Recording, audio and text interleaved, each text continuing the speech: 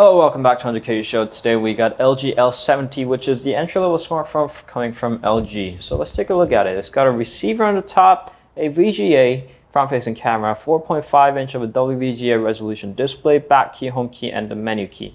On the right is a power key with the volume rocker on the left, and there's a headphone jack on the top with the noise-canceling microphone, followed by the bottom of a micro USB port and the microphone right there. And on the back is a 5-megapixel camera, LED flash, the LG logo, speaker grill, and back cover finally is finished by this little pattern on the back like we have seen on the G Pro 2. And the battery cover is detachable with the replaceable battery of a 2100 milliamps of battery, and SIM card slot right there, and it's got a classic mini SIM, which is not a micro SIM, which is not a nano SIM, which is a classic kind of SIM card that we've been seeing. And there's a micro SD card slot, which is expandable up to 32 gigabytes, which you probably will need because of the storage problems that the L70 has. Is gonna be pretty useful. Before we get in, let's do a little size comparison. There is a Galaxy S4 with the 5 inches and the LG G3 of 5.5 inches. That's how a 4.5 inch of the L70 compares to the other bigger phones on the market. 4.5 inches used to be a gigantic phone a few years ago, but now it's a small phone. And there's a knock-on functionality built in, so you can do that. And you'll be greeted by the LG Optimus UI that's renamed to LG UI 3.0. And that's the classic LG UI that we've been seeing on the other phones as well. There's nothing special really. The only thing that actually caught my interest is the lack of ambient sensor. So there is no auto brightness control, so you'll have to control it manually if you're in need of that. And also in the same side, what's missing on the bottom is the backlight on the buttons, which was quite surprising. I know the cost reductions do really matter to the manufacturers, but those minor things kind of are an interesting cost saver. Most of the manufacturers just degrade on the CPU or the RAM, but after doing all that, they have finally found some more things to take out of. And also, not to mention that the front-facing camera is only on 0.3 megapixels right there. But surprisingly enough, other than those minor factors, let's switch to Nova Launcher for now.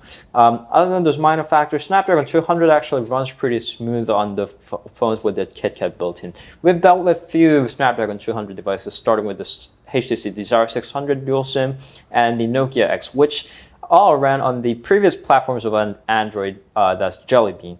But coming to KitKat, it's more optimized to the lower spec phones, and it runs pretty smooth. Only with 1.2 gigahertz of Snapdragon 200, that's dual core, and a gigabyte of RAM.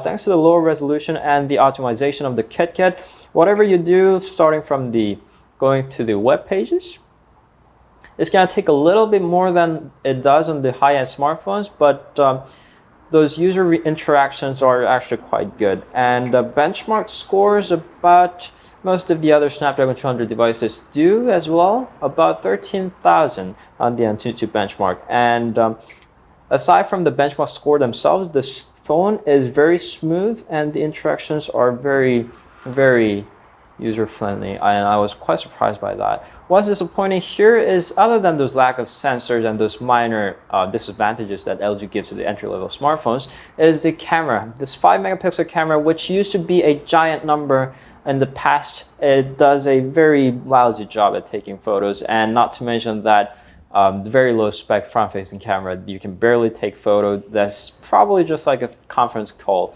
only. And other than those, the user storage, I have to mention, is very limited. I'm not saying that they should build like a 32 gigs on this phone, but 4 gigs of storage only gives you about 1.5 gigabytes of user storage, and it's predominated by the built-in apps for some reason, and it only gives you very little space for your user apps. And nowadays, apps are really big. It's almost like 17 megabytes for Facebook app itself, so you'll have to move to SD card function a lot. So you should tap on there, try to move as much apps to the SD card so you can have some storage on your internal storage. Other than that, as an entry-level phone, this is actually pretty well built. and the speaker and the headphone music quality is pretty good, and it's got an LED flash that most of the entry-level smartphones lack. So that was quite an interesting phone. As for its price, it's got all the necessary features, and it runs pretty smooth, and I was quite surprised by that. If you're looking for a cheaper version of an Android smartphone which performs, this might be the one for you. Scrolling is smooth enough and the performance is solid. So that was LG L70, a entry-level smartphone from LG. Don't forget to tap on here to subscribe to our channel. We've got another channel called the underKG View, which is going to give you a in-depth view to the smartphones in detail. So that was our channels, and that was LG L70, and we'll see you guys later. Thanks always for watching. Bye.